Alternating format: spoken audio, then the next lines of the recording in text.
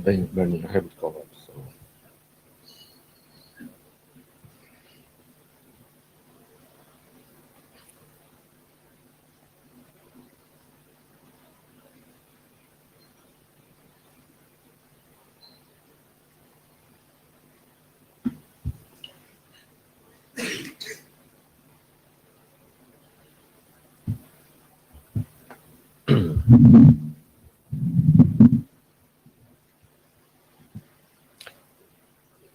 Yeah.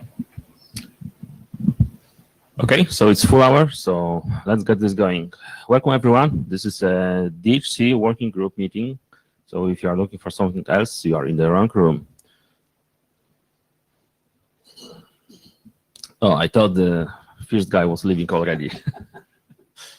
Okay, so note well, you probably are familiar with this one, so we can skip it. Yeah, so you know the usual drill applies. So please sign the blue sheets. We need JavaScripts. There's Etherpad, so if you can contribute to taking minutes, that would be great.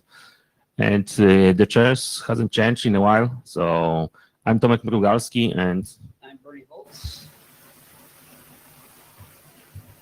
So this is the agenda that we have for today. So administrative, this is what we are going through right now. The next one will be a refreshment from Bernie about link layer address assignment. This is something that's been presented previously, but it's been a while, so it's good to have a refresher. And after that, there's a new presentation from Carlos about a related topic. So which slab quadrant selection to use for link layer address assignment. After that, we'll have a remote presentation about Young model for DHCPv6. So this will be done remotely by Ian. I hope he will make it, because if not, I am the backup. He is online. Okay, so that looks good. And then we'll have probably the most important part of this session today, which will be a discussion about future of the working group. And after that, we have a presentation about another draft that's been around for a while. It's about multi-requirement extensions for DHCPv6. So that's pretty much it. So any comments? What's the question? Moving the 6 before 5. Yeah, so we decided that this is the most appropriate order, because we wouldn't want to have the future of the working group to be the last, because we kind of estimated this will take 15 minutes, but it might take much longer. So, and this is essential topic for the working group. So we don't want to rush it in any way.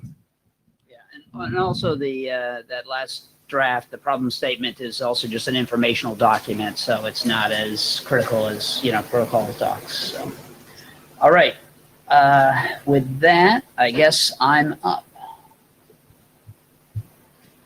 Hold on a second.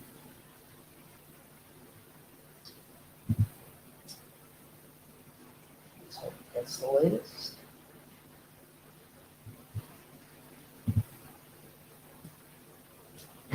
Okay.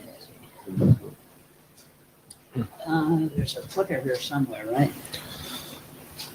Yeah, there it is. Let's see if it works. Does it? No. Okay. So I will be up. Yep. No. Okay. All right. So, can you advance? So a little background on this, because it has been presented before, and we did try to do a working group adoption call. But the background on this work is that there is a cooperation defined between IEEE 802 working groups and the IETF. And a while ago, the IEEE split up the local MAC address space into 4 quadrants, and there was a working group within the IETF established to work on defining an allocation mechanism for those 4 quadrants. Half the address space is managed by people purchasing, typically manufacturers purchasing a interface identifier, an OUI, organizational unique identifier, I think is the name of it. So, typically the first 3 octets of the MAC address, and the rest of the address space, the second half, was sort of undefined. It was, usable by anybody, and this is what they split up into 4 quadrants to make it a little bit more manageable as to how the usage happened.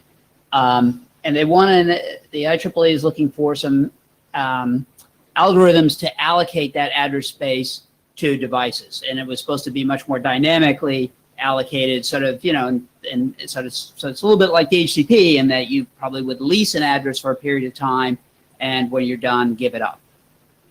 And that's what caused Routh, Drums, and several others thought that DHCP might be one of those possible ways of allocating this address space to either clients or hypervisors or any other devices that needed blocks of MAC addresses. So Routh contacted me, and Tomek and I discussed it a bit, and we decided to work on publishing a draft, which we did.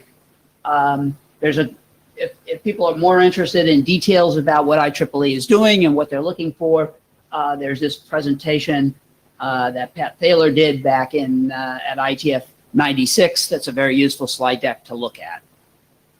We also, Tomek and I presented this at the IEEE RAN meeting in late May. We did this remotely. We didn't attend. And then we did a call for adoption to the DHC working group, which failed in January of this year. It was like an adoption right over the New Year time period and stuff.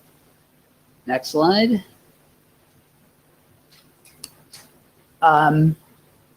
So IEEE is still very interested in us pursuing this. They are working on some other allocation algorithms that, or protocols that are much more sort of at the link layer, but they see that the use case that we were kind of focusing on, which is more the hypervisor or VM manager that might need to assign lots of MAC addresses to each of the VMs that it produces, was a good model for DHCP. It could be used by individual clients as well to get MAC addresses, but it was primarily for devices like hypervisors. So, this was, I contacted one of the key people I was working with around the IEEE work, and they are still very interested in us doing this work. And so that's why I'm back here trying to hopefully get people more interested in it. Continue. So, the primary use case that we're focusing on is a hypervisor where it needs to allocate may have lots of virtual machines that it produces over time that it needs to allocate MAC addresses to. Some may have very short life, others may have very long life. And the idea generally would be that this hypervisor would get a block of addresses at once, dole them out. When it needed more, it would go back to using DHCP to get another block of addresses. Again, it could be used for IoT devices as well, or individual clients, but that's a little bit harder model because, it's a bootstrap problem because the devices if they don't have a MAC address to start with, how do they do DHCP v6? We do have a description of how that could be done. Why DHCP v6? It has all the existing infrastructure that we need. We've got a protocol, we've got the network tools. The server already knows how to manage and allocate resources.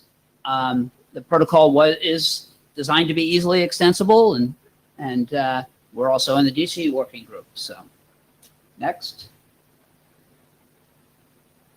I kind of covered all this, so let's go to the next slide. So, the way that we proposed doing this was to find two new DHCP v6 options. One is called the Identity Association for Link Layer Addresses option, and it's very similar to the IANA and IAPD. It is used as a container for the options to request link layer addresses. The LLADDR option is the link layer address option, and that carries the address, and it's similar to the IA address and IA prefix option. Next slide, please. Ooh, I kind of squished it all. That's pretty bad in the conversion. So the option is very similar in that, we have an IAID and we have the T1 and T2 times for the renewal and the rebinding lifetimes. So it carries the, can carry additional options, which are the LLADDR options to hold the individual address assignments. Next slide. Yeah, it's kind of got squished, but the link layer ADDR option has in it the link layer type, the link layer length, which in most cases would just be the Ethernet values, the link layer address that was either requested or assigned, depending on which way the option is going, and the number of extra addresses, because the default would be just to give a device one address, but the idea could be that either device could ask for a large block, hundreds, thousands of addresses, or the server can assign it some number of addresses at once. And these would be contiguous addresses, so it's a block of addresses. We didn't do it like prefix delegation, where you have to always do stuff in powers of 2, because we didn't think that that would be the best way to do the allocation. Instead, so a device can ask for 100 or 1,000 or whatever it wants. And there's only a valid lifetime provided. There's no preferred lifetime, because that's really up to the hypervisor or who's ever using this to figure out, how do they want to treat this, because it's a link layer address. It's not like a IPv6 address where you might want to use it for a time period and only use it for use it for new connections in the preferred lifetime, and then use it in only use it in existing connections when it becomes deprecated. You wouldn't want to do that for link layer addresses. It doesn't really make any sense. So we removed the preferred lifetime from that message. The algorithm and the protocol works exactly like it does for address assignment prefix delegation. The client sends a solicit with this set of options, and it'll get advertised, and it sends a request, and then it gets a reply. It can be renewed. We did simplify things in the sense that it really doesn't make that much sense to use confirm, decline, or information request messages related to this, although the information request doesn't really come into play here. But the confirm and decline are not really used, because there's no way to test for, is a MAC address already sort of in use at the MAC address layer, so we didn't think that was necessary. So in the hypervisor model, the hypervisor is the client, but it doesn't use the resulting link layer addresses. It instead assigns it to VMs as it creates them, and it typically will get a large block. And the VMs then can do standard DHCP once they get the MAC address. Next. If an end client wanted to do this, it could use a temporary MAC address. And again, it's kind of gotten squished off the screen here, but let's see, clarify client must not use based on temporary MAC. Yeah, so that was just we think that because it's a client typically generates its DUID based on the MAC address it's got. In this model, you wouldn't be able to do that because you don't have a permanent assignment for the MAC address. Next. So again, the question is this work of interest to the DHC working group? We did fail the call for adoption. The IEEE would like to see this work progress. The question is, should we try for another call for adoption? Are we going to get anybody more interested? Carlos will also discuss an extension to this so that the hypervisor or client can request which block of addresses, which quadrant of addresses it would like a MAC address from. So comments at this point, questions? Anybody have any? Oh, okay, Francis. Yes, Francis Dupont, just a question. Why the call for adoption failed? Just not enough response? We had exactly 0 responses. Not enough response. Yes. Nobody complained, but nobody, supported the work. So there are 2 supports, the 2 offers. Yeah, well, and the 2 people that supported are the working group chairs. So, it's not. Yeah. Well, we would like some additional input. Yes. Tim Chang, was there any, in those collaboration meetings, was there any alternative proposed, or is this the one that everyone would like to do from that collaboration meeting? So you mean from the IEEE side? Yeah. The, You said you had a meeting in February or somebody. So there was some- yeah, I didn't. That was actually the IETF coordination. IEEE IETF coordination call where that was discussed on, and Max, who I've been dealing with, is the one that made that comment saying yes, IEEE, the RAN group still wants this work to progress. Okay. I guess phrasing it another way, if for some reason this working group refuses to run with it, what would be the alternative? Yeah, I think they would have no alternative at that, at sort of the higher level. They are working, and I don't know, he didn't point me, I kind of said, is there a document that talks about how you guys are planning to do this at the Mac layer or something? And he didn't point me to a document that exists for that yet. And in the notes I found about the IEEE meetings, I did not see anybody, comment specifically on, we have this new protocol that we're working on. Okay, thanks. So I think it's still a work in progress is the short answer. Oh, Suresh. Suresh, go ahead. There is a button to click on, the red one. Yeah. I'm afraid to push the red button.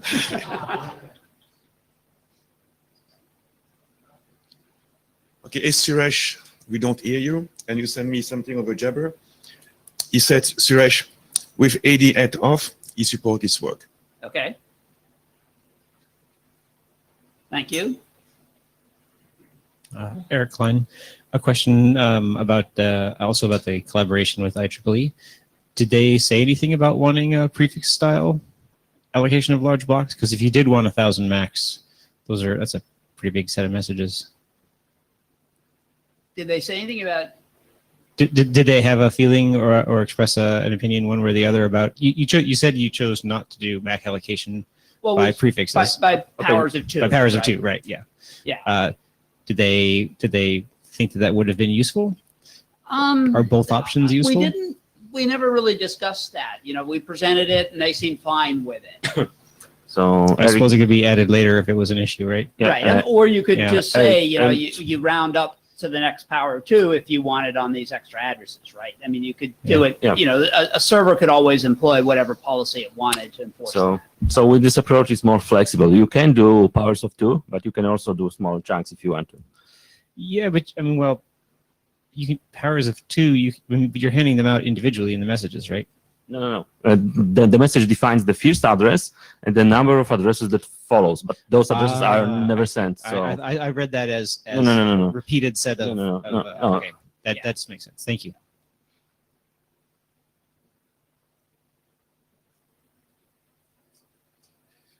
Again, in the name of Suresh, I guess with his AD off, he said, as far as I know, there are no alternatives from the IEEE side on this proposal. There's not enough, sorry? There is no IEEE proposal on this side. No alternatives, sorry. I think, I didn't find anything concrete, so I don't know that there really is anything else that they have at the present time. But they did, when we talked to them back in May of last year, they did want to do a Mac layer, because this runs over IPv6, right? And so there's a lot of stuff you need to get going, and you need a MAC address to talk. So they're trying to work on something that would work at the MAC layer. I'm Jim Mehta there. I've read this document and tried to respond to the adoption call. I didn't see any technical problem about it, but the usage, intended usage seemed to be bit hypothetical. So I was not sure how to respond, and that's why I was basically silent. And I guess many other people probably did the same thing. And if there are really people interested in it, probably they should speak up. Then we can probably move forward. If, for example, if the document is adopted, I'm happy to make a fairly technical review on it. Yeah, and I think next time around, I have to, you know, if we do for another call for adoption, I think we're going to have to make sure that the IEEE folks speak up. Tim Tan, just for clarity, is the use case for a device that's already using a MAC address is on the network to request more for VMs or tethering or whatever local networking use case it has within itself, I guess? Is that thing, or is it to actually allow MAC addresses to be requested for a node that's starting up in some way? Well, I mean, there is a way. We did document how a individual device that wants a MAC address that was more longer term assigned, you know, could work, but we don't know what it is kind of a contrived case because we don't, you know, we don't really have a good answer for that, right? Okay. The hypervisor stuff is much easier because it's already, That's a clear use case that Right. solves an existing right. problem. Yeah. And you know, like the IoT use case of having the sensors sort of get a long-term address. We don't know whether that, you know, maybe Carlos has a little bit more on that. So maybe we should wait to sort of figure out what we want to do based on his presentation as well. Okay, that makes sense. So with that, I think let's turn it over to Carlos.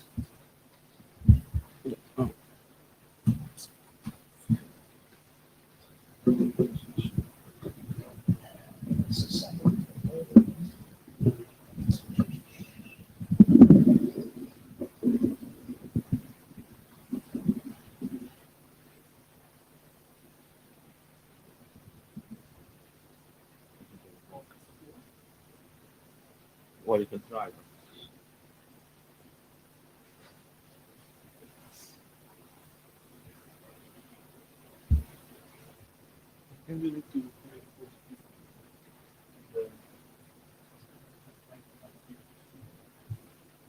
This one here?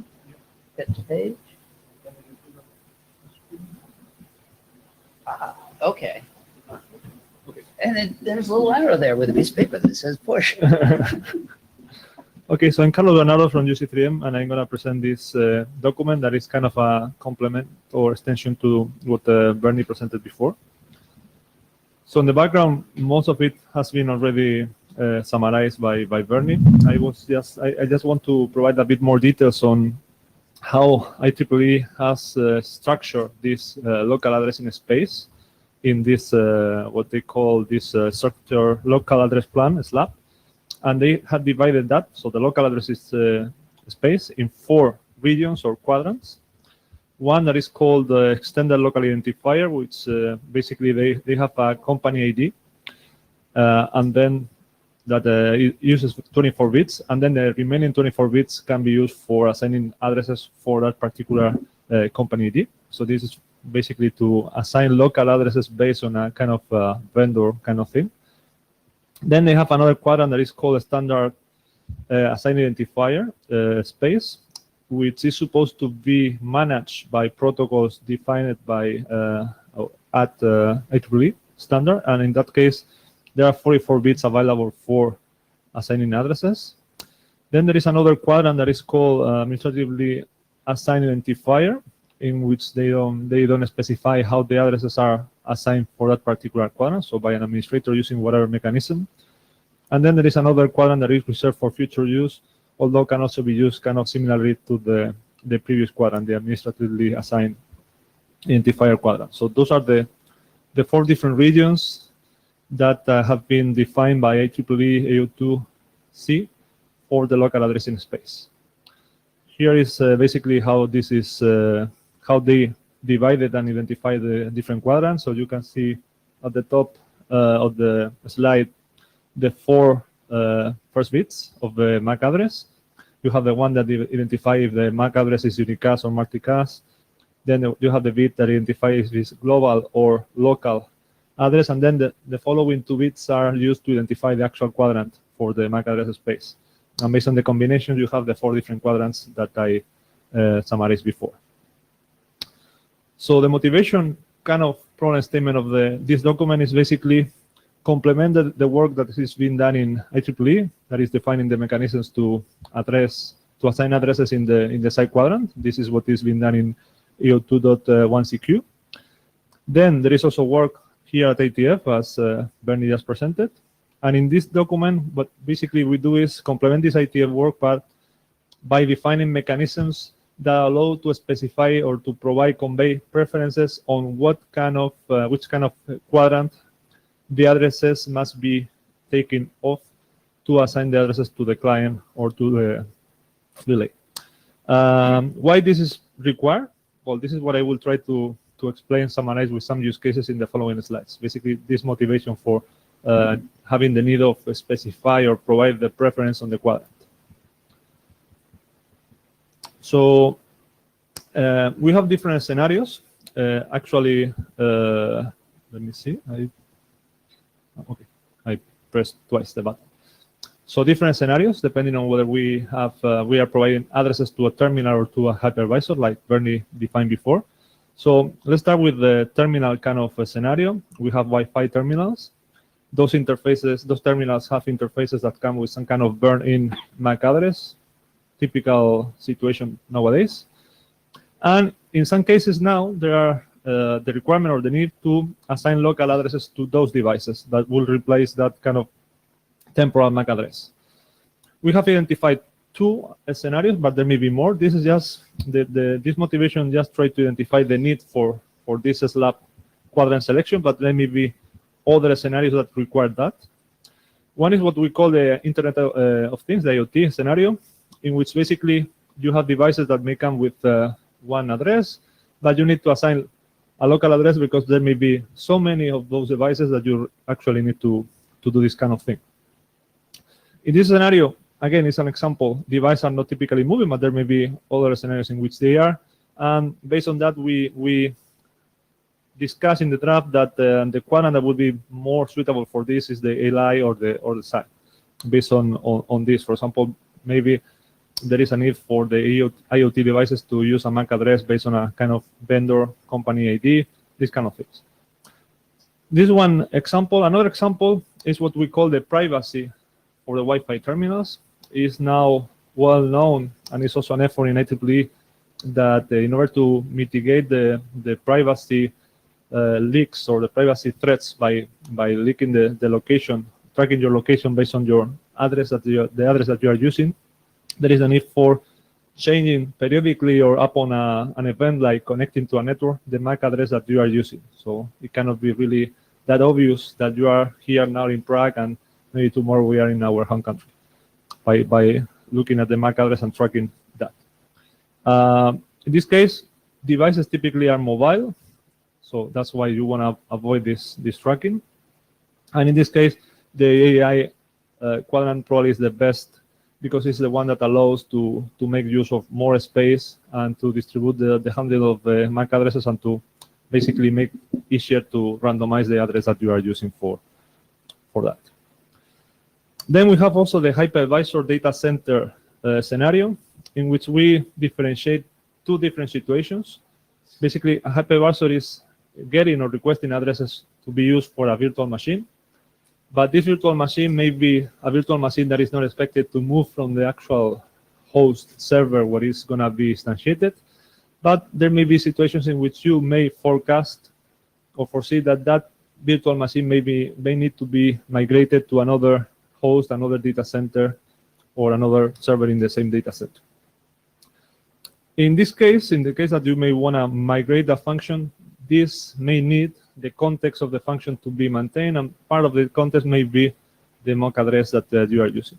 So again, in the draft we discussed what is the best quadrant for this situation, compared to the scenario in which the function is not expected to move at all, and then you can use a different kind of quadrant that facilitates operationally the way the address is allocated. For example, using AAI quadrant that, depending on the scenario, and we are assuming here a large deployment in a data center, you may want to use AAI to facilitate the assignment or the management of the addresses by splitting or having multiple pools, and you can manage those independently without any coordination, as compared as the case in which you may want to migrate the function and you may need to avoid address application if the function, if the virtual machine goes to another region with another pool of addresses. Then, this is basically a summary of why we need this need for explaining or conveying the preference of the quadrant. Then how the quadrant selection will be done, well, this is not in the scope of this draft, but in the draft we defined it, or we provided some examples, like, okay, we have imagine that we have the mechanisms to convey or to include the preference of the quadrant. How we will be selecting which quadrant? Well, for example, we take the IoT scenario. The client or the network combined with the client may have or may use different parameters to guess what is the best quadrant. For example, the type of IoT deployment, if it's a small one, a large one, if the device is going to be moving or not, if the device is managed or unmanaged, if the device is on battery or not. Depending on this, there may be different scenarios. We don't go into the details, but these are things that can be used to decide which preference, which quadrants you wanna use. In the case of a Wi-Fi regular device, well, in this case, the need of privacy or location tracking mitigation or not may be something that you wanna need to consider in order to select which is the best address that you wanna use. And in the case of a data center, the hypervisor might be interact with the cloud management system, like whatever you are using, OpenStack or whatever, or the virtual infrastructure manager. We use more NFV terminology to know if the function that you want to spawn, instantiate, is expected to be migratable, moving or not, and based on that, select the best preference. So this is kind of the motivation. Then we define in the document some extensions to the previous mechanisms defined presented by Bernie. We have here the example figure for a client selecting or conveying the preference to get an address from a particular quadrant. In the draft, we also define the signaling when there is a relay doing this. And basically, in order to do this, we define a new IA LL option for conveying the preference. So basically, the option allows to identify one of several quadrants and an associated preference to that. So the server can get that, and based on that, assign the best address trying to meet the preferences conveyed by the client or by the relay. And this is a short summary of this document. It's a complement extension for the previous document presented by Bernie. So question is the working group interested in working on this? I guess the response is very much related to the former question. If there is no interest in working on the other document, there will be no interest on this. And if there is that also something interesting to look at? So we are, of course, we will be very happy to get any feedback on this on the mailing list. And that's it. Thanks. Yeah, or any comments here, if anybody has any.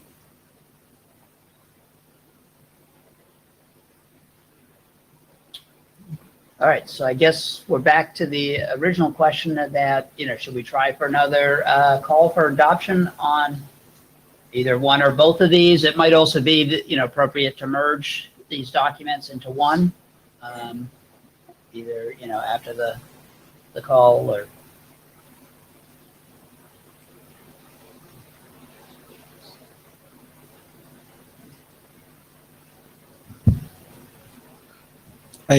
Tim Winters, UNHI. Well, I think I'm in support of these documents. I would keep them separate, though. I think they have different functions, so I would leave them as two separate documents, but I would kind of try to advance them at the same time. Yeah.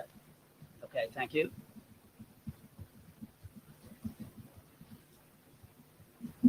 Tim Jones, just another voice to say the same thing. I think we should have another go at adopting it. I don't think it failed last time. It wasn't refused. It just didn't get enough it didn't get enough interest. Yeah, but we cannot assume silent support. So it would be like Yeah. Maybe in true Brexit style, we should have a series of indicative votes to decide what we want to do. I wish I hadn't said that. So yeah, I agree that we should try again, and we should keep the documents separate, because it seems the second topic, there's a lot of subjective things in there, whereas the first topic is much more, just a protocol spec. Okay, thank you. Sorry? Okay, so Suresh also supports making another pass at the call for adoption. So we will start the call for adoption shortly after the meeting. So look for it, and please do respond. Yep. Okay, so moving on. The next one is young update from Ian. Good morning. Can you hear me? Yes. Ah, that's seamless, isn't it? Do you have the slides up? I can't see them from here. Yeah, we're in the process of loading them. Sorry. This is a little. Okay, so now we hook this up. There we go. Let's hope it works. I'll just wonder if I can see them as well. Yeah, okay, I've got them. Can we go to the first slide then, please? Yep, you're on the first slide. Then the second slide. Oh, this one, second slide. I can't see the The numbering on second it. phase. Okay, so this time last year was the last time we did an update on this. There's been a couple of updates since then. Not huge things, but there's been some reviews from mainly from the chairs and from Francis. We've opened the issue tracker as proposed back then, and there's a fair bit that's been done on there. There's still 15 items which are open, some more severe than others. Can I make a request at this stage? If you've opened anything on the issue trackers, there have been updates and sort of attempts to resolve some of these things. So could you review those again and just sort of see whether the changes that are proposed, meet what you've raised, or, if you've got any other comments that need to be addressed in there as well, that would be welcome, please. Next slide.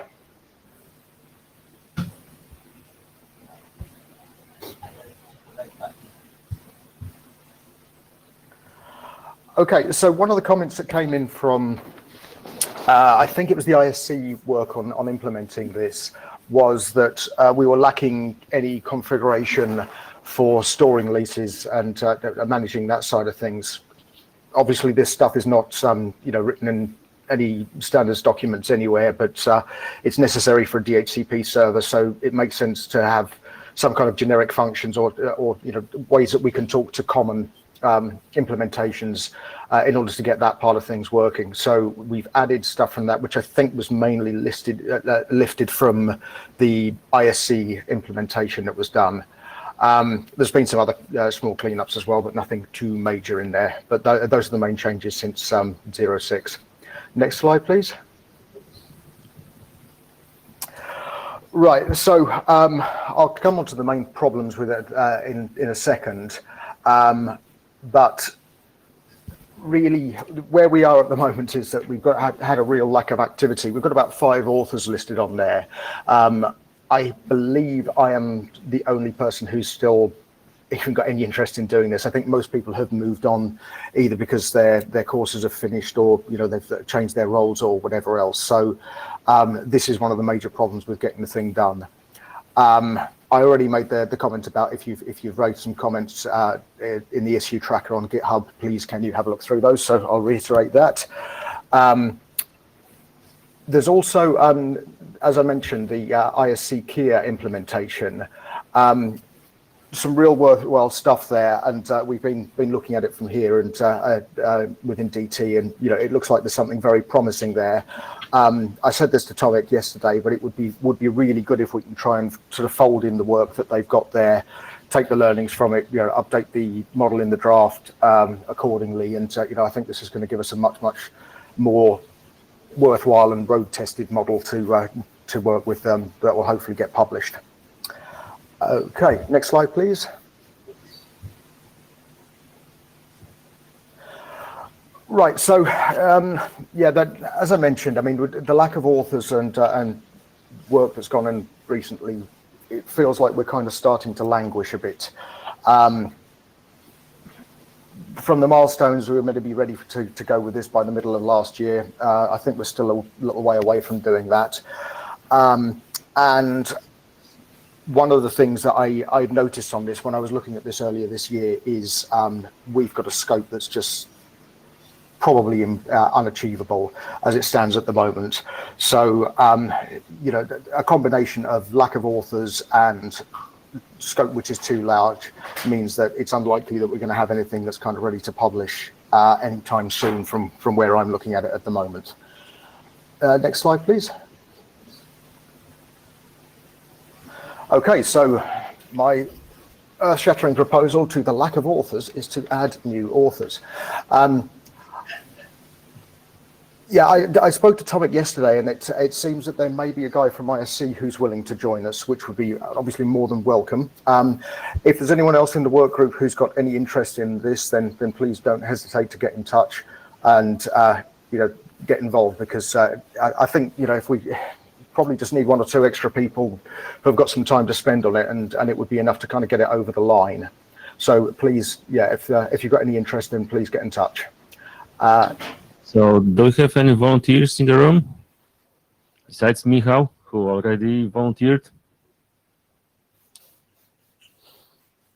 Don't be shy. Well, let's see. Maybe we'll go back around after we see the other approaches. Okay. I think there's more, right? There's one more, yeah. Next slide. Okay, obviously reduce the scope. So yeah, we've got to boil the ocean problem. We've also got the fact that yeah, as the protocol, okay, it's not growing as fast as it has been historically, but is still continue to extend. It's, you know, it's getting further and further away from us. So the proposal here is really, can we de-scope this to a point where we can get something which is useful to be implemented as spec'd, extensible, and, you know, and one of the things that I would suggest here is that we add maybe an appendix which would describe how to extend and to add things in as is necessary in the future. But yeah, I mean, if we can cut it down to the point where we just, you know, have enough to be useful and a framework to build on, then I think we've got most of the stuff there already written, and, you know, the exercise would be much more about cutting down the unnecessary de-scope stuff, you know, tightening up what's in there, adding this appendix, and we should at that stage be ready to publish. So, you know, a combination of this and hopefully the addition of another author or two, then I think we can get to a point where we've got something ready to publish fairly shortly. If we decided this is what we want to do, then obviously we would need to discuss what we think would need to be in scope for you know, the updated draft. Any thoughts on this proposal about well, if this is a good idea, and if so, what should or shouldn't be included? Yeah, Bernie Volz, working chair hat off. I kind of think that, you know, it might be interesting to look at the way the DNS ops group is going about it, where they're sort of starting to define stuff more along, you know, what's in the IANA registry. So they're starting to define the, you know, the resource records and things like that. And maybe that's something that, you know, we should think about here, is maybe starting a little bit, you know, more about having a standard way to represent the options and other data that is DHCP stuff. Because part of the problem that you know, because we did this same sort of work many years ago to try to do an LDAP model, and the big problem is that, you know, especially for the server parts, you know, and potentially even clients, but you know, I know the server better, kind of, and the issue there was that servers are designed to, you know, take configuration models in a different manner than like the ISC, you know, and Kia probably differs from the original ISC server and stuff. So if you try to produce one model, then you kind of have to follow one server architecture or configuration model, which doesn't necessarily agree with other servers. So one thought might be, you know, if we sort of build a common building blocks that people can put together to produce specific models for their server clients relays, that might be more useful than trying to say, oh, here is, the standard model to use for everybody. I mean, it's just an idea that we could, sort of start with the fundamental building blocks that people could then use in their Yang models. It's not as good as if we had a standardized Yang model, but again, the problem is that, the configuration models for these things are just different. I mean, I understand your point. And a while ago, we split out the option definitions into being a standalone module that gets referenced by client server relay wherever necessary. I mean, as part of doing that work, one of the things became apparent is you can't just go right through the IANA list and make Yang module for every single one of them. Well, you can do, but when it comes to some of these things, there's just kind of no point. An IAPD, for example, is constructed by a client, and it builds that based on the protocol specifications rather than anything that's Yang relevant. I suppose you could reference that as state data to see, well, what is it that it had built? But it's of minimal benefit at that stage. I think we do follow this approach to some, well, wherever it's kind of logical to do this. It's just, to some extent, I wonder, without having the ability to configure the machinery behind making those options work, whether there's much value in it in some cases. In other cases, it does work. In some cases, I think it doesn't. To your second point, I mean, yes, I understand the implementations are different. Concepts, though, are fairly uniform. And, one of the things that I had hoped that we would be able to do through the authoring process is get the input of more than just one implementation to be able to say, well, if there are, where are those differences? Where does this module no longer function for those? And is this stuff that, they're just so different we can't possibly find a commonality here, and there's no point in trying? Or is it possible to come up with something that works for both? And that would be really useful input to have as based on another real or one or more real implementations in order to kind of find out if that's something that we can do. Yeah. Well, and just to respond quickly to your, I don't think that we have to model, maybe I misspoke to say all options. It's just, those that are configured right in entities that you need to worry about, the IANA, those kind of things that go over the wire and are just designed for the wire stuff. I don't think we have to run this. I mean, I guess my feeling there would be basically you create, anything that you can submit in an information request would be modelable in that way. Okay, I mean, it may or may not be better than nothing. It's a little more complicated because, there are things like, even things like the prefix exclude stuff, right? You have to have a model to configure that for it to be sent. So, yes, so I think it is an interesting problem, and it's not as simple as just sort of taking the stuff and mapping the text or the diagrams into the Yang equivalent, because you have to really think about what you're doing, because you have to convey the right information so that it can be used properly. So, but I mean, I don't know. I mean, this has always been the problem with these models, right? Is that there's different ways of slicing and dicing how they're sort of put together and stuff. Maybe I don't know whether let's let other people talk and see. Tim, so I was just going to maybe draw parallels to the way the Yang models or modules have been defined for router advertisements. So there is a base module, and there are certain options that aren't included in that. The last time I looked a year or two ago, there was no way the DNS resolver option wasn't something that you could do. So I guess the question, and all for reducing the scope, I think that's a pragmatic way of getting something out. I guess the question is it then going to be useful to someone if you're producing something that's of reduced scope? Yeah. That's I think the big question. Tomek Mrugowski, IC. So 2 comments. First, Ian, you mentioned that there's a difference between the Kia young implementation and the one that is described in the draft currently. I would say that there's flexibility on two sides. The implementation that we did in Kia, this was done under tight schedule restrictions. So we did what was the easiest for us, but our model is not fixed in stone. We can adjust it, and the long-term goal is to follow whatever is in the draft. So, and the second comment is I agree with Ian that it's, in my opinion, this is possible to define a model that represents a generic, like, common denominator of all implementations. And I feel that if the model describes more features that specific implementation implements, so be it. You don't have to use all the parameters in the model, right? So I still hope that it's doable.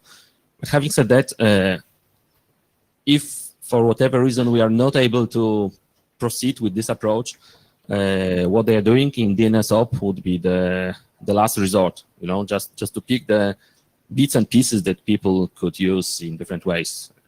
But yeah, I would definitely prefer the way to go the way the draft is trying to do now, which is to define the full model. Well, and just to interject there, I think you can do both. You could do both, right? You could start on there's a lot of stuff already there that could probably be published as it's less controversial or less, because it's sort of the option definitions, things like that are pretty straightforward, right? And so that could be published potentially and used by people, and then you could still work on the second part, which is to put even more of it together. I don't know. It's just one approach.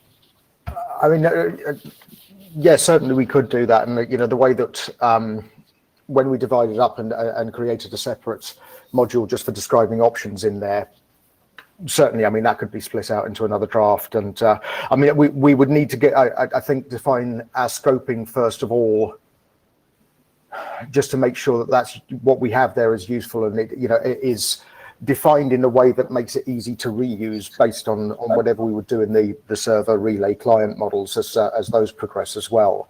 But I guess it wouldn't be a case of saying, let's just publish the options first and then worry about what to do with them later on. We would have to work at the different modules in parallel.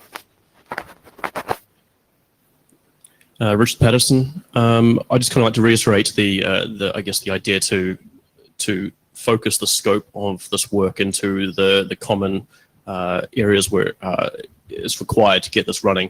I think extending it out, and I think to Bernie's point around trying to capture all possible permutations and even vendor implementations is going to be quite troublesome. And even from a network element modeling point of view, I think I've personally resigned myself to that. We're always going to have vendor-specific Yang models.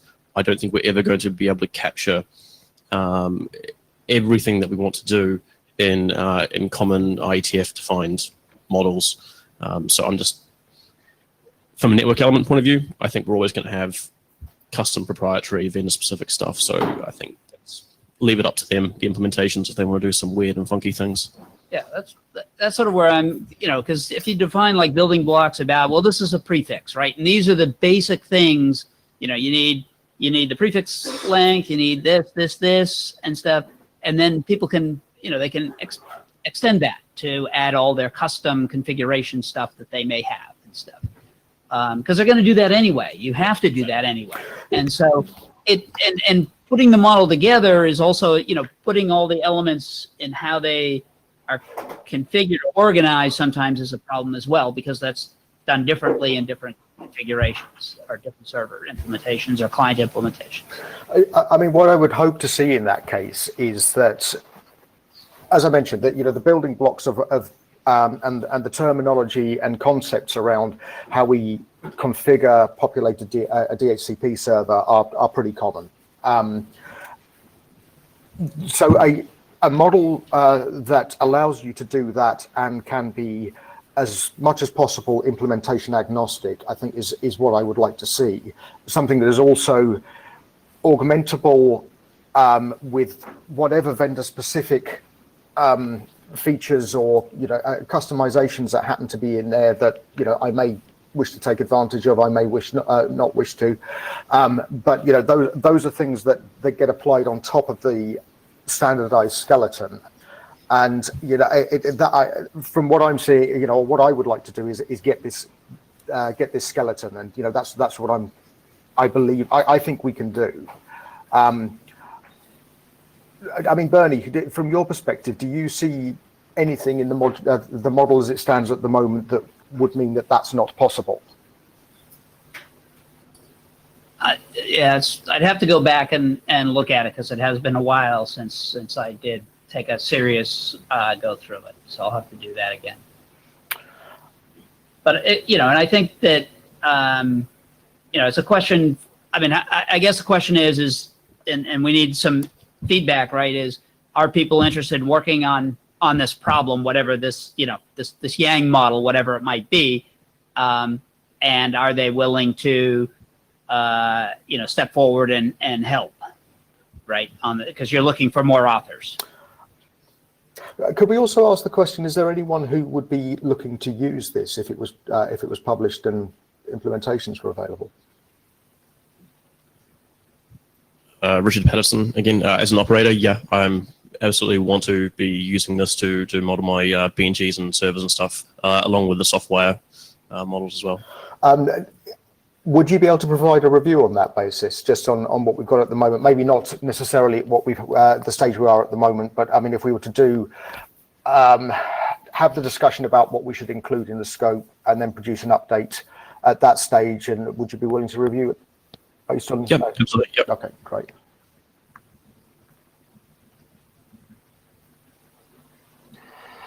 I mean, so as a proposal on what to do next, if we can see what responses we get to anyone who would wish to join the authors list, once we have that, I would suggest we produce a proposal about what we'll do with the scoping and put that on the mailing list, and then hopefully have some discussion around that, and based on the outcome of that, we'll produce an update and take it from there. Yeah, maybe it's worth having whoever's interested sort of virtually meet or something to discuss. Yeah, I think something like that would definitely be useful. Okay, I think that's everything that I've got in there. So thank you very much. Okay. Thank you.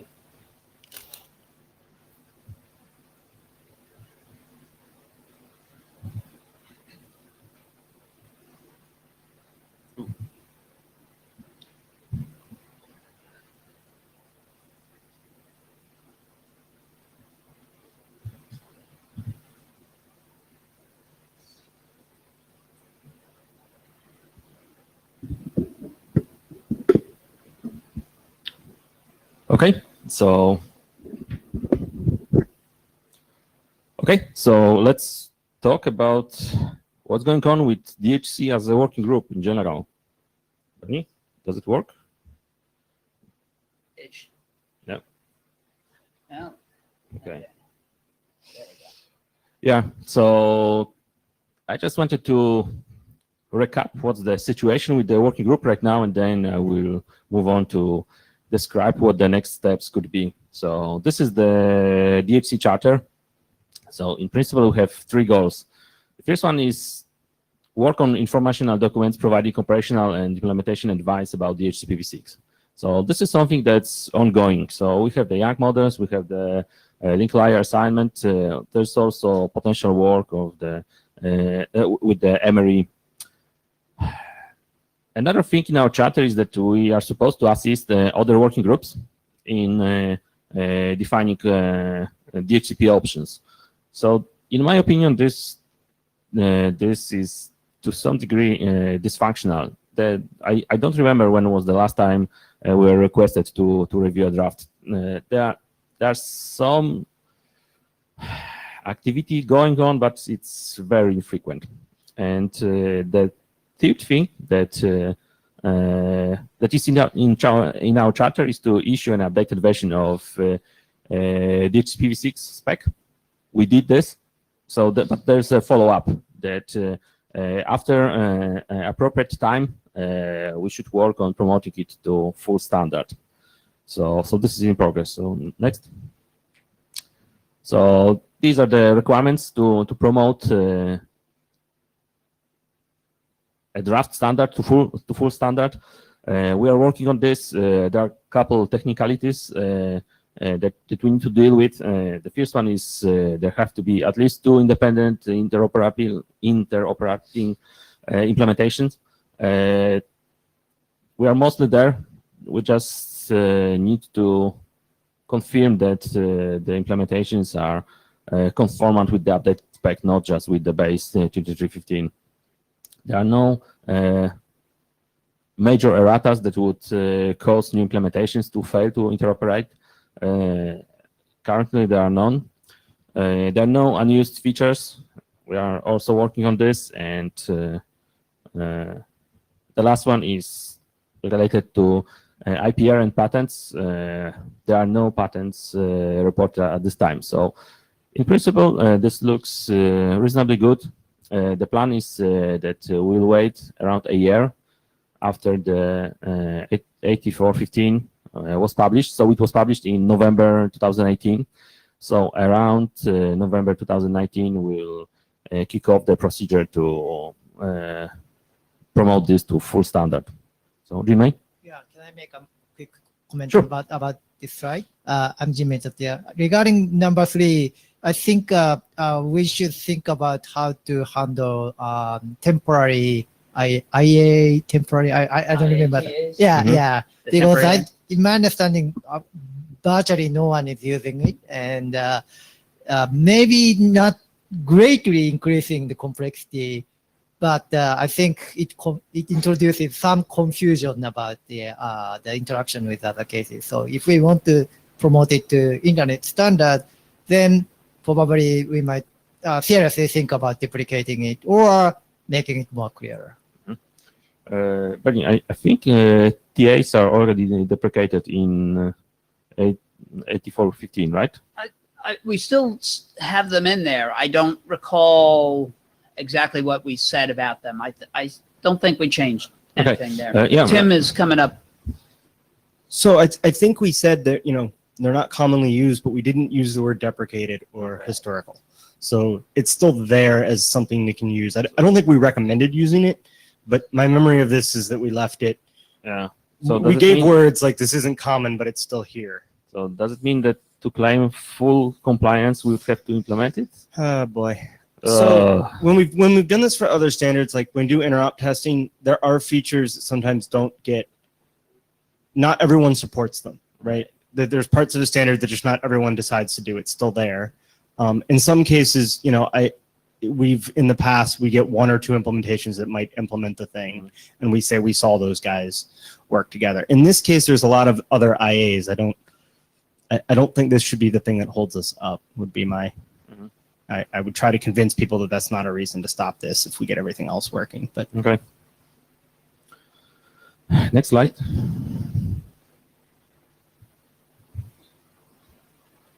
Yeah, so this looks like an action plan for the working group for 2019. So we still have some work to do. This is basically what we've been talking about today, or we'll be talking like with the MRE problem. So yeah, I think this is something that will keep us busy for this year. But what should we do after that? So next slide. So I just wanted to recap what's been going on with DHC. So this is the oldest working group, still operational. So it was created in the 80s. So yeah. So the recorded history is close to 18,000 mails, but we lost the history before 2001. So like there was more. Now compare this to RFC 2418. The working groups are generally expected to be short-lived. So this is short-lived if you are a geologist, okay? Otherwise, this is like a couple epochs. So yeah, so I think now would be a good time to consider what we should do with the working group next. So So I think we have a couple options. The first one is once we deal with the current work, we could recharter. But the question is what the charter would be. We could think about something like we have DNS op. So we could consider doing something similar, like creating a working group about DHCP operations. I don't know, maybe it would be more appropriate to do it in ops area, or maybe not do it in IETF at all. Maybe do it in some other bodies like in RIPE or NANOC. So this is one possibility. The other one is to put the working group in a dormant mode. So we wouldn't really meet. The mailing list would still be active. I think some people might get confused with this, but this is something that we can handle. And the last choice is to shut down the working group. So like, for example, happened with many other working groups, like Behave, for example. Behave is a good example because they shut down a couple of years ago, but the mailing list is active and it's still going. So if you open the link, there's active discussion about various things. So, Yeah, just to echo Suresh again with his AD add-on, so it supports going dormant after 8415 goes to full standard.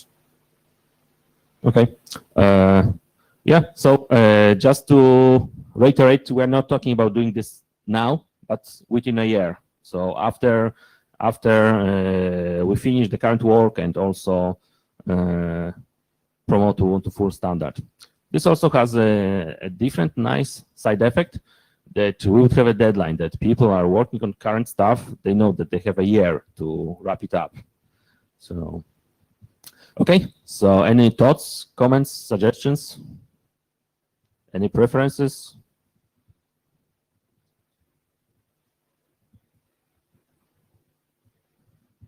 Hi, Tim Jones. So I think what we don't have here is a list of what is it that we think we might need to do. What are the requirements of a group if it continued?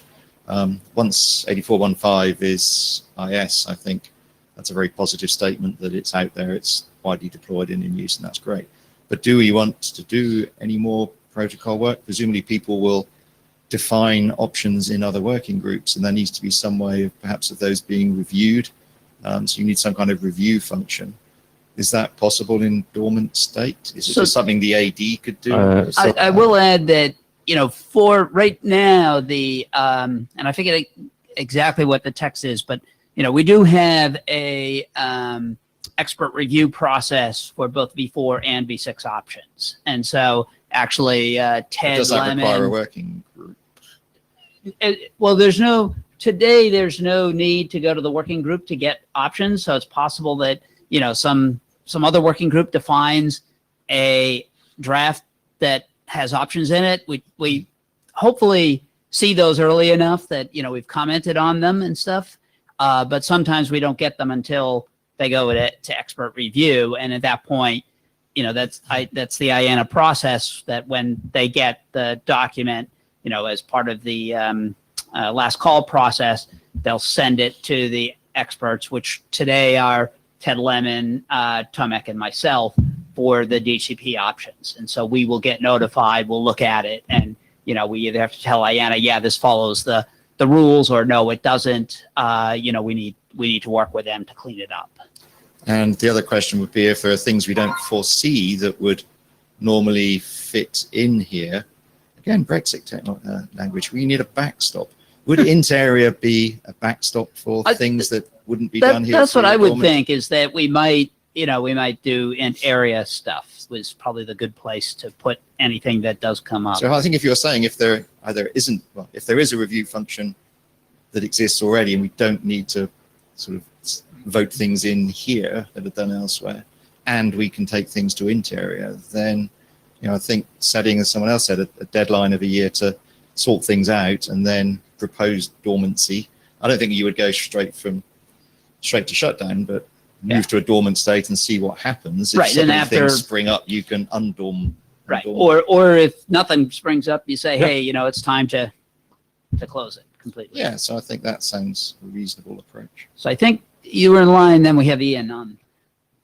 Stephen Morris, ISC. Two things. One is follow the model of the TCP maintenance and minor extensions group, which focuses on correcting bugs in the protocol and then very modest extensions. And the other thing about shutting down the group is I will cast your minds back a few years when we had two DNS groups. We had DNS extensions, DNS operations, and DNS extensions. The working group chairs decided that's it. We're not going to enhance DNS anymore, and they shut it down. And now, if you look at DNS operations, it's operations and loads of protocol proposals. Thank you. And let's get Ian. Hello. So it's a bit noisy. Can you hear me? Yep. Yes. Right. I think there's an interim state between the two, isn't there? I mean, what we did in Softwire, and actually we've been hanging on like this for some time now, is just is not accepting new work and finishing the existing things that we have. And I mean, I think, you know, the idea of saying, well, taking the 8415 STD track and saying, well, that'll set the time frame for it. You know, from what I see in some work groups, you get times where there's a lot of stuff, times where there's less stuff. Obviously, DHC is in a lull at the moment, and you know it may well be that this sign shows that it's petering out, or it may just be a lull that we don't know anything about. So, saying specifically anything more than a statement of this is how we're going to proceed or this is how we expect us to proceed seems a little premature for, you know, a decision that doesn't need to be taken for a year yet. But assuming this lull continues, then what about saying after N months, 6, 9 months or something, that you just close to taking new work on, you carry on with that, you know, finishing whatever is done in there and talk about moving to a whatever DHC ops or DHC EXT or whatever else it happens to be. I mean, personally, just to comment on Ian, I don't think, you know, I'm not sure we'd want to set up a new working group that basically takes on what the old one did, right? I mean, so. Yeah, but I mean, you've always got this problem then of what happens to any new stuff that comes in, because, you know, saying that protocol is complete, finished, and will, you know, that's almost certainly not going to happen, is it? There will be new things that will be needed. We don't know necessarily what those are at the moment, so we need a practical way of being able to handle those. Okay. Shane Kerr. I just want to caution against using a comparison with the DNS space here, because in DNS, there was a long period where new development was basically suppressed in the IETF in order to focus on DNS security. And once that completed, there was a lot of interest in new developments and new technologies. Plus, the technologies continue to evolve, not super rapidly, but they do continue to evolve. So I don't know that that we need to be too worried that the same thing is going to happen in the DHCP space. So. Eric Green again for Suresh. Basically says to Tim, yes, this will be the backup plan.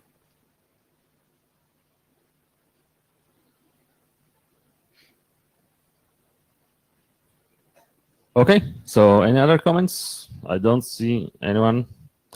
So yeah, I suppose that's it. So we have the plan laid out, and yeah, and it may end up changing based on what happens between now and then anyway. Yep. You know, so it's just sort of you know, we just wanted to sort of open the discussion to see what people were thinking at this point in time that we should do. And you know, our again, the main goal over the next year will be to or even less, is to advance 8415. So anything that people can do to you know, help with that, which is basically to confirm that, you know, existing implementations adhere to the requirements of that document. You know, they currently adhere to the 3315, 3633 and stuff like that, but there were some not significant changes, but there were some minor changes made to sort of pull all the work together. And so we need implementations that are really closely following 8415. All right. I think with that, we'll go to the multi-extensions.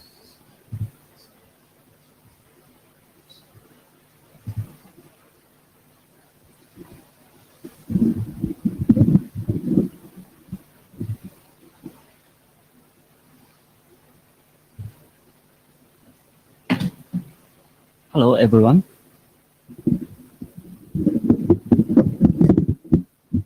Hello.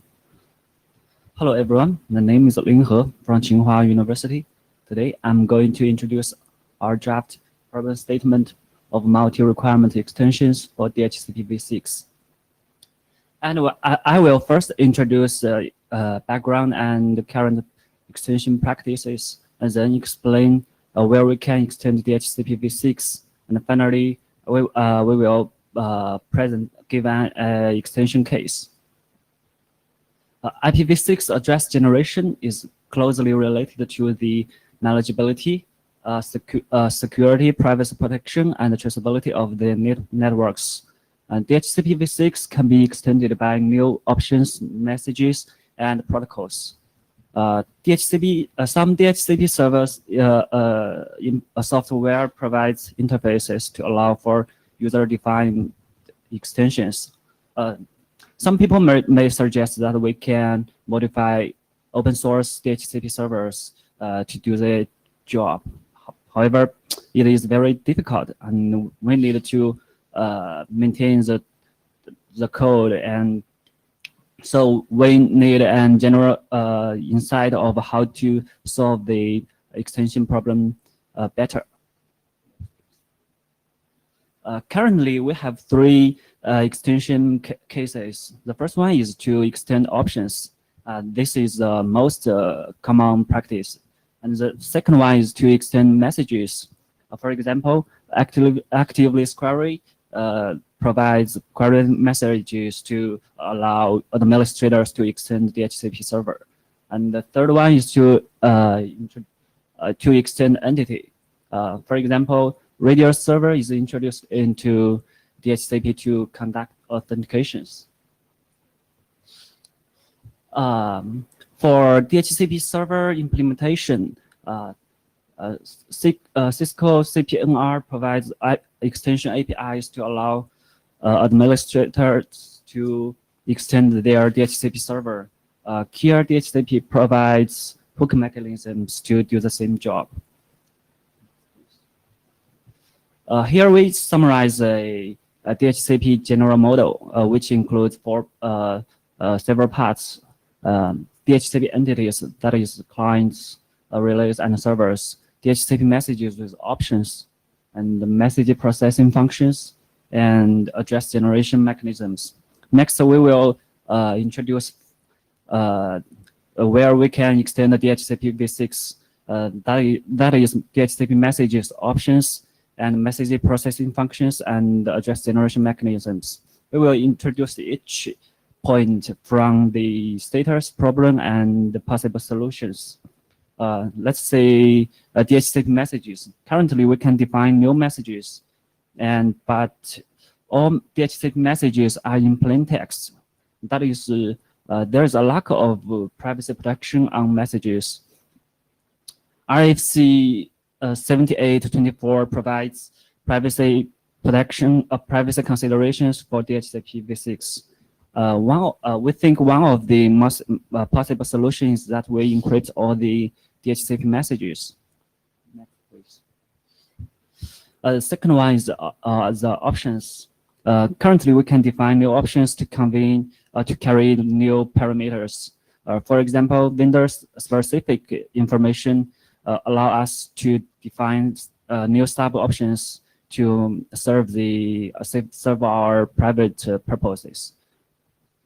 But some parameters may come from users. That is to say, these parameters are uncertain and may change. We think there are two kinds of possible solutions. The first one is that clients provide interfaces to obtain user parameters. However, there are few such interfaces. The second one is that relays obtain the new parameters and then add them into DHCP requests. However, this needs the support of other protocols. A third one is that is the message processing functions. Currently, some servers provide interfaces to allow for user-defined extensions, and this customize how servers handle and respond to the DHCP requests. However, not all DHCP software considers this extension. We think DHCP server may support user-defined extensions. Next, please. And the last one is address generation mechanisms. Currently, there are many IPv6 address generation mechanisms, and DHCP servers usually generate random IPv6 addresses. However, different networks may need different address generation mechanisms due to the different requirements. So we think the possible solution is that to allow user-defined and different address generation mechanisms to be configured. Next, please. Here we conclude some two extension principles. The first one is do not change the current DHCP general model. The second one is to use the simple interfaces to define and support the extension. Other new principles can be added in the future. Next, please. Here we present, we give an extension case which is published in IEEE Infocom 2019, and considering such a requirement that IPv6 addresses are generated from user identifiers for accountability and privacy, and we have to do two things to achieve such a goal. The first one is that clients send their user identifiers to servers. The second one is servers generate addresses and assign them to clients. However, this needs the help of other protocols. We are wondering if the DHCP is more extensible, so we can do it better.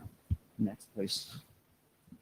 With thanks the changes compared with 0, with thanks for Bernie's valuable comments, and we'll address them in the 01. Next, please. We are not sure DHC's working group is interested in this work. So, any comments? Thank you. And again, currently this is an individual submission, and I think it's on the informational track, right? Yeah. And it basically just outlines, these different options that people have, and the hook points and extension points that some of the servers provide that let people perform or let system administrators perform more complicated tasks or customize certain aspects of the processing for their usage. So it's just useful, I think, information for people to be aware of, that these hooks do exist, so that, when you have more complicated requirements, that you could meet those without necessarily having to go and change the protocol or request, new features. Tim Chan, yeah, I think this is really useful, particularly if we are sort of winding things up and going dormant, to publish best practice on how to minimally extend things without requiring big changes. I think it's a really useful document to have. So let's get consensus on it and publish it. Thank you.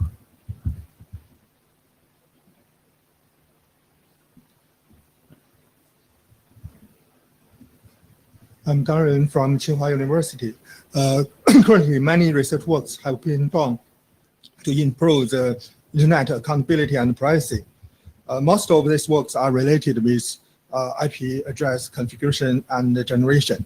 I think as one of the main protocol related with IP address configuration, I think it may be useful to make some extension to support multiple requirements more easily.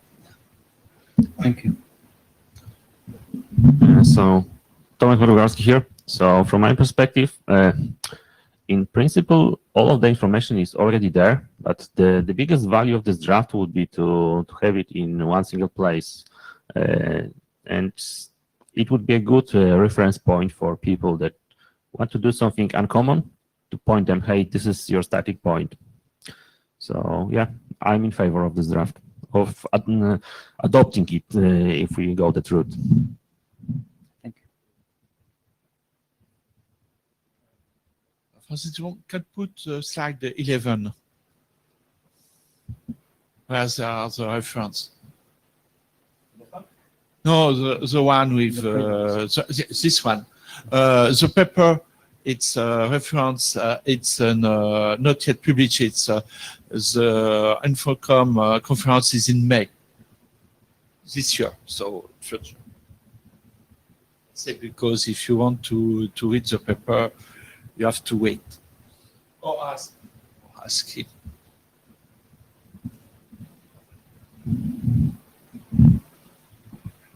Any other comments? Oh, you can ask. Oh, thank you. Okay, so it seems that the logical next step for this would be to initiate adoption call. So, but before we do that, so can I see a raise of hands for people who think that this is a good idea and would like to support it?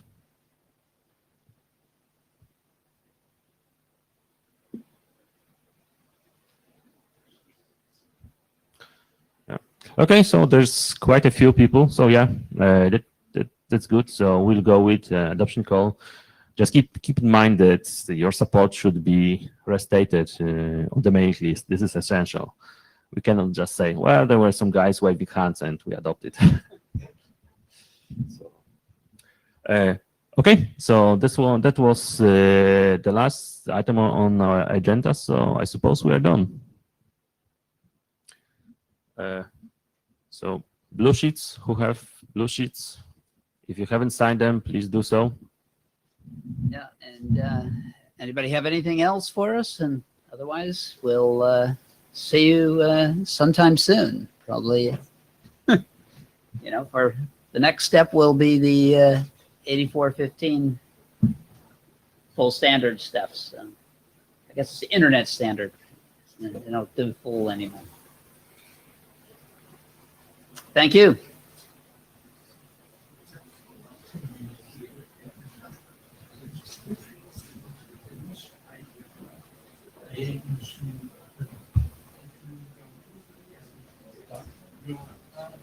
Done. Hey,